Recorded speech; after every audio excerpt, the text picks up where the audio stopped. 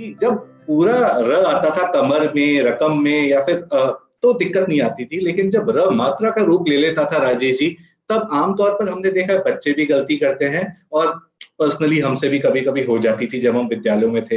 राजेश जी। ये जटिल तो मैं नहीं कहूंगा, मजेदार जरूर है। अच्छा। इसको अगर हम कर पाए बच्चों के साथ, और बड़ा आसान सा तरीका भी है। देखिए, ये अगर आप तकनीकी रूप से कहेंगे चंदन, तो ये व्याकरण की गतिविधि है, और ये चौथी पांचवी के बच्चों के लिए उपयुक्त है। उससे पहले ये शायद गतिविधि नहीं आती है हमारी किताबों में, और हमारे शिक्षक भी उससे पहले इस तरह की चिंताओं से ग्रसित नहीं होते। लेकिन हाँ, चौथी पांचवी के बच्चे इन चीजों से परेशान होते हैं कि ये र जो है कभी तो पूरा लिख रहे हैं, कभी ऊपर चला जा रहा है, कभी नीचे आ जा रहा है। तो ये क्या हो रहा है, कैसे हो रहा है? तो इसको करने के लिए अगर एक सामान्य अनुभव की बात करें कि बच्चों के साथ एक प्रक्रिया की जा सकती है, उन बच्चों के साथ जो चौथी पांचवी में हैं, कि उनका एक पाठ ले लें जिस पाठ में इस तरह के र के कई सारे शब्द आ रहे हैं। उस पाठ को उन बच्चों को पढ़ने के लिए दें, और उन्हें कहें कि भाई यहाँ इस पाठ में जो भी शब्द मिले जिसमें र की ध्वनि तुम्हें समझ में आती हो, उसको या तो अंडरलाइन करो, या गोला लगाओ, या अपनी कॉपी में लिख लो। ये प्रोसेस जब वो पूरा कर लें, और उसमें ये हर तरह के उदाहरण उनको बच्चों को मिलने चाहिए, इस तरह का पाठ हमें चुनना पड़ेगा। फिर बच्चों से कहें कि आप आपस में एक दूसरे से बात करें, और उन शब्दों को बोलें और सुने, और ध्यान दें कि इनमें फर्क कहाँ आ रहा है।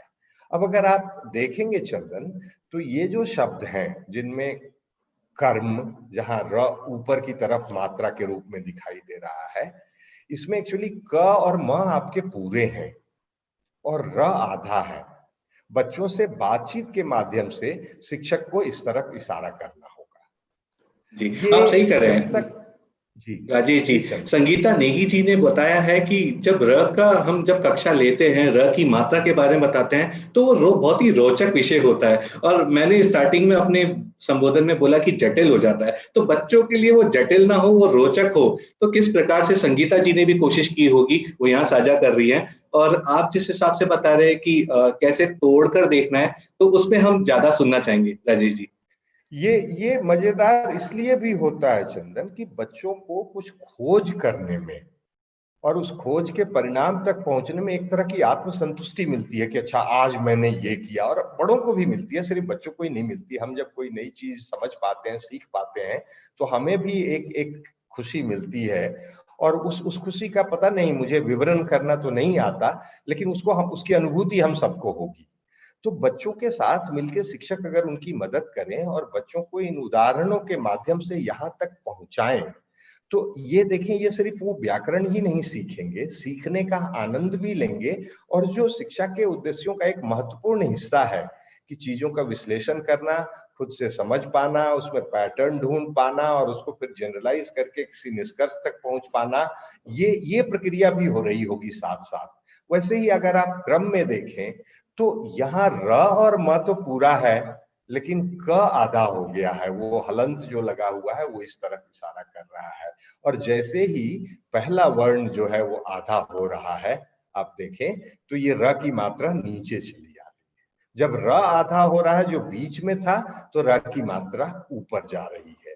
इसको अगर ऐसे एक बार समझ लेंगे, तो फिर हमें सुनना है, सिर्फ ध्यान देना है कि इसमें आधा क्या हो रहा है। जैसे ही समझ में आए कि आधा तो क हो रहा है, तो र को नीचे ले आएंगे, और लगेगा कि आधा तो र हो रहा है, तो र को ऊपर ले जाएंगे। और फिर शायद इसमें हमें कोई परेशानी नहीं होगी, और बच्चों को लगेगा अच्छा आज तो हमने न्यूटन जैसी कोई डिस्कवरी कर ली।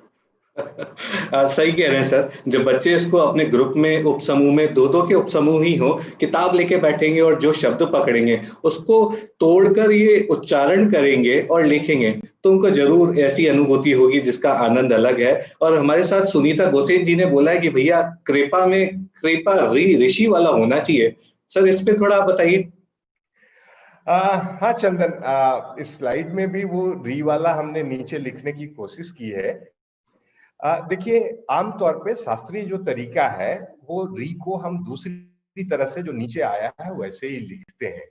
लेकिन सुनीता जी से मैं आग्रह करूंगा कि वो थोड़ा याद करें कि ये जो नीचे वाला री है ना, इसका उच्चारण मूर्धा से होता है। और अब हिंदी के उच्चारण में मूर्धा से निकलने वाले ध्वनियों का लगभग लोप हो गया है। हम बोलते नहीं हैं, लिखते तो जरूर हैं, लेकिन मूर्धा वाले जो स्वर हैं वो सारे के सारे जो हैं अब वो तालव्य हो गए हैं। तो इसलिए मैंने जिस तरह से बोलते हैं वैसे लिखने की कोशिश की थी, लेकिन कुछ शिक्षकों को लग सकता है, जैसे सुनीता जी को लग रहा है कि भाई शास्त्रीय तरीका जो है, शास्त्र सम्मत व्याकरण के को अगर कहें तो व्याकरण सम्मत तो ये दूसरा वाला री ही है, और मैं यहाँ सहमत हूँ। लेकिन मैंने हटाया चंदन इसलिए था कि हिंदी में अब मूर्धा की ध्वनि का लोप हो रहा है, कोई भी शायद हम में से बोलते हुए इसका इस्तेमाल नहीं करता। लेकिन अब मैं शिक्षकों से ये कहूंगा कि इस तरह के कुछ और शब्दों को वो सोच पाए अगर, जिसमें ये कर्म यानी र ऊपर जा रहा हो, क्रम यानी र नीचे आ रहा हो, और फिर क में री की मात्रा लग रही हो जैसे कृपा में लग रही है, और फिर देखें कि क्या ये जो विश्लेषण हमने किया ये वहां भी सही होता है कि नहीं होता है। कहीं ऐसा तो नहीं कि हमने उनसे कोई गलत बात साझा कर दी। तो वो उनको भी डिस्कवरी का आनंद जैसे बच्चों को मिलने वाला है, शायद शिक्षकों को भी मिलेगा अगर 2, 4, 5 शब्दों के साथ ये प्रक्रिया करें और हमसे साझा करें कि ये देखिए एक अगला शब्द मैंने लिया और इसको भी तोड़ते हैं तो ये भी वैसा ही दिखाई देता है। सही कह रहे हैं सर आप। कुमाऊं से लेके गढ़वाल तक के सभी शिक्षक हमारे साथ एक्टिवली जुड़े हुए हैं। और दीपा कर्नाटक जी ने एक टाइटल बना दिया सर, क्योंकि इस गतिविधि से हमें काफी आनंद आया। उन्होंने बोला, आओ बच्चों हम करें दोस्त मस्ती, कठिन शब्दों से करें दोस्ती। तो एक टाइटल लेके वो चल रही है जिससे कि एक वातावरण बनेगा कक्षा का। बहुत बहुत धन्यवाद दीपा जी। और कुछ शब्द भी हमारे पास आ गए हैं शोभन बिष्ट जी से, जिन्होंने कृष्णा लिखा है और क्रय लिखा है। दोनों तरह के शब्द उन्होंने हमें दे दिए हैं।